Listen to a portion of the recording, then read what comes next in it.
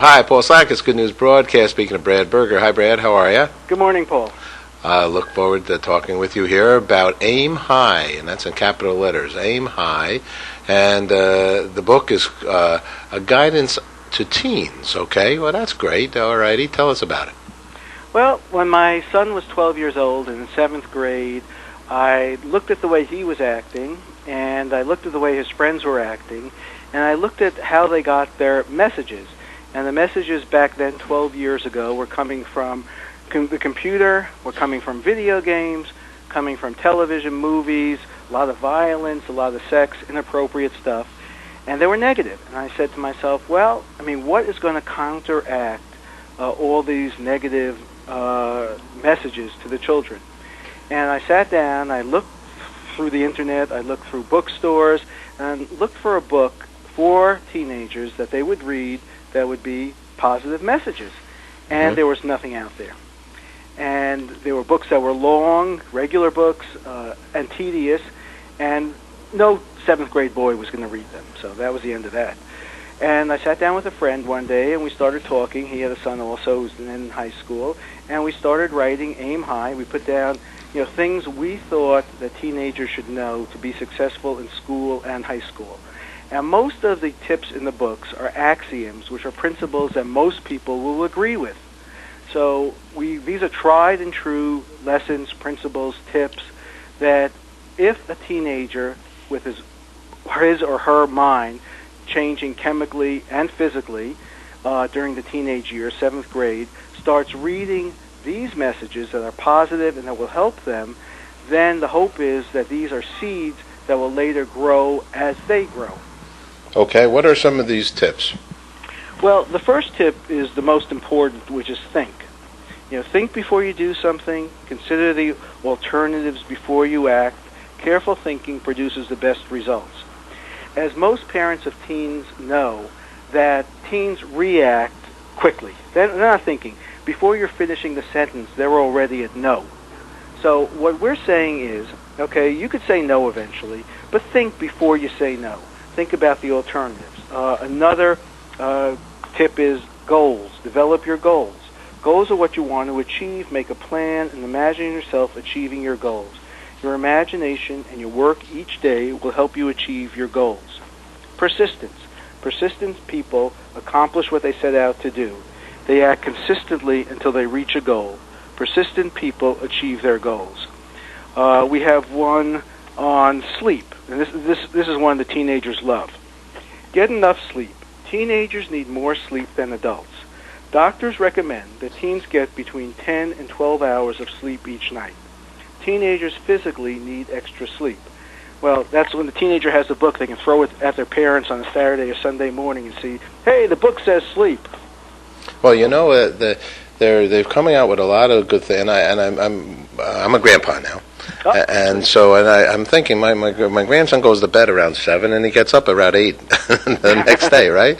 Right. And they say that scientifically what you're saying I believe is so accurate that the little kids need a ton of sleep, right? Oh, a ton. And it doesn't end. In fact, a concerning thing is that they said cell phones, because the brain is not developed. Even when I talk to the drug czar of this country, Waters, he always says young people, their brains are growing, and that's why it's a terrible time for them to be into any kind of drugs, prescription, whatever crazy kids, are taking.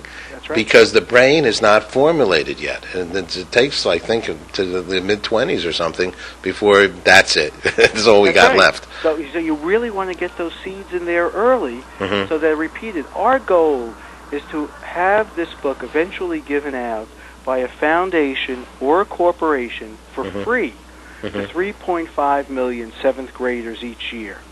Great. And it should come with their first day package, for school.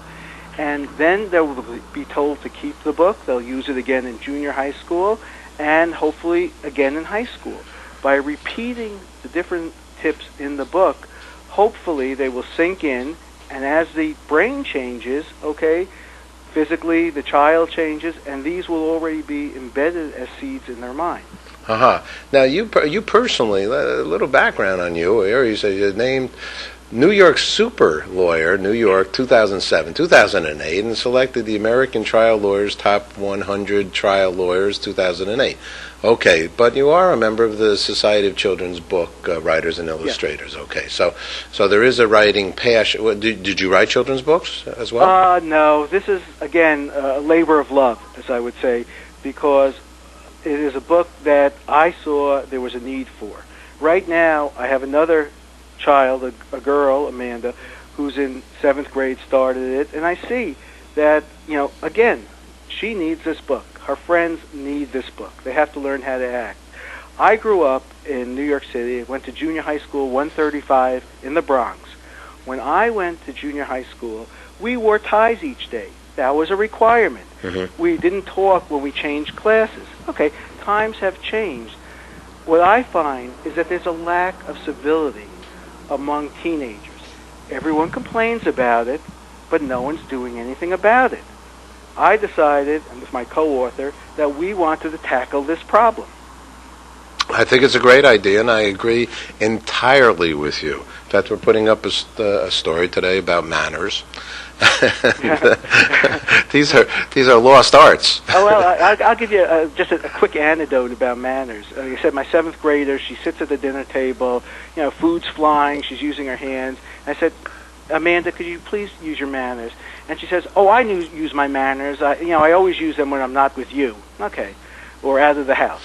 So we went to visit a friend who made dinner for us the other day, Sunday, and she's sitting there, and she's eating with everything but her feet. and I look at her and I say, Amanda, you sure use those manners. But again, the book talks about manners. It talks about avoid using rude words that hurt someone's feelings. So think about it before you curse someone out and you're mean.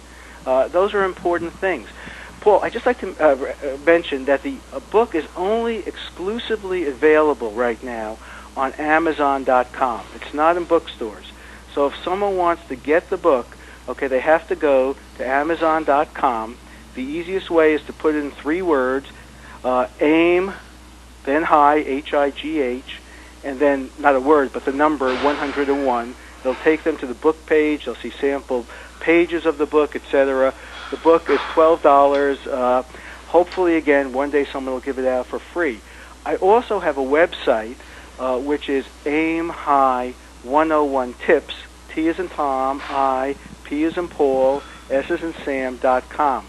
Again, there's a link to Amazon, but if a group, let's say a group of parents for a parent-teacher organization wanted to buy the book, they can buy quantities at a discounted price. Mm-hmm. My email is there. They can contact me, and I'll be glad to work out a price that's appropriate for a group.